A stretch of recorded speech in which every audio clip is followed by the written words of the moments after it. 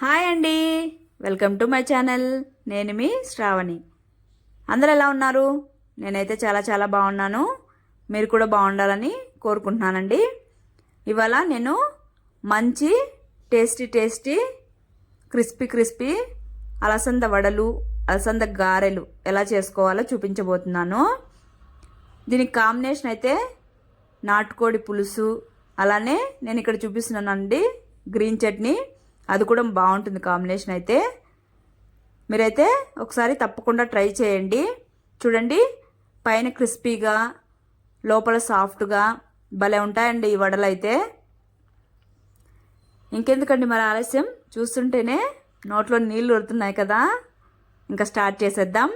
ముందుగా అలసంద బ్యాళ్ళు ఇక్కడ పొట్టున్నాయి కదండి, అలా అవి తీసుకున్నాను.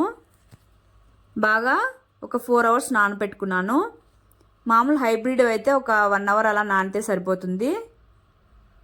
ఇలాగా నానిన తర్వాత పొట్టంతా పైకి వచ్చి ఉంటుంది కదండి, ఇదంతా బాగా పొట్టంతా వెళ్ళిపోయే వరకు వాష్ చేసేసుకొని ఒక స్ట్రైనర్లో వేసుకొని వాటర్ ఏం లేకుండా డ్రై చేసుకోవాలి.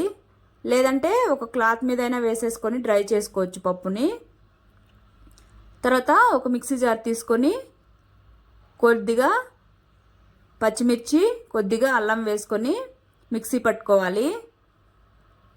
లేదంటే ఇక్కడ మిర్చి అనేది కట్ చేసైనా వేసుకోవచ్చు. ఏంటంటే పిల్లలు తినేటప్పుడు కారం ఎక్కువ అవుతుంది కాబట్టి నేను ఇలాగా మిక్సీ పట్టుకున్నాను. తర్వాత అలసంద బ్యాళ్ళు కూడా వేసేసుకొని బరకగా మిక్సీ పట్టుకోవాలి. పట్టుకొని ఒక బౌల్లోకి ట్రాన్స్ఫర్ చేసుకోవాలి. ఇలాగా మిగిలిందంతా వేసేసుకొని ఒక బౌల్లోకి, తర్వాత ఇందులోకి కొద్దిగా ఆనియన్స్, అలానే గుప్పెడు కొత్తిమీర సన్నగా కట్ చేసుకొని వేసుకోవాలి. తగినంత సాల్టు, అలానే కొద్దిగా సోడా వేసుకోవాలి. కొద్దిగా జీలకర్ర వేసుకొని బాగా ఇది మిక్స్ చేసేసుకొని పక్కన పెట్టుకోవాలి. తర్వాత స్టవ్ మీద పాన్ పెట్టుకొని డీప్ ఫ్రైకి సరిపడా ఆయిల్ వేసేసుకొని ఆయిల్ కూడా హీట్ అవ్వనివ్వాలి. ఇక్కడ నేను ఇలాగ చెక్ చేసుకుంటున్నాను. ఆయిల్ అయితే హీట్ అయిపోయింది. తర్వాత పిండిని కొద్దిగా తీసుకుంటూ ఇలాగ అరచేతిలో వేసుకొని ఇలా వేసుకుంటున్నానండి. లేదంటే ఒక గ్లాస్కి కవర్ అలాగ టైట్గా కట్టేసుకొని పైన కొద్దిగా పిండి ఇలాగ వేసుకోవచ్చు.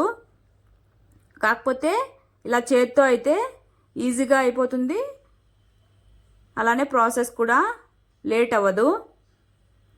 ఇలాగ అన్ని గారెలు వేసేసుకొని వేసిన వెంటనే గరిటె పెట్టకుండా కొద్దిగా కుక్ అయిన తర్వాత ఇలాగా ఒక్కొక్క సైడు మంచిగా కలర్ వచ్చే వరకు కుక్ చేసేసుకోవాలి. తర్వాత ఇక్కడ చట్నీ కోసం మిక్సీ జార్ తీసుకొని ఒక మీడియం సైజ్ ఆనియన్ని ముక్కలుగా చేసుకొని వేసుకోవాలి. తర్వాత వెల్లుల్లి, అలానే తగినంత సాల్ట్, కొద్దిగా కొత్తిమీర వేసుకోవాలి. తర్వాత చిల్లీ వేసుకొని మిక్సీ పట్టుకోవాలి. ఇక్కడ గారెలు అనేవి మీడియం ఫ్లేమ్లో పెట్టుకొని కుక్ చేసుకోవాలండి. అలా కుక్ చేసుకోవడం వల్ల లోపల వరకు బాగా కుక్ అయిపోతుంది. కుక్ అయిన తర్వాత ఇది తీసి పక్కన పెట్టుకోవాలి ఒక ప్లేట్లో. తర్వాత ఇక్కడ చూడండి, చట్నీ కూడా రెడీ అయిపోయింది. ఇది ఇలానే పచ్చిగా తింటేనే బాగుంటుందండి, పోపు ఏం అవసరం లేదు. అంతే అండి, ఎంతో టేస్టీ అలసంద గారెలు రెడీ.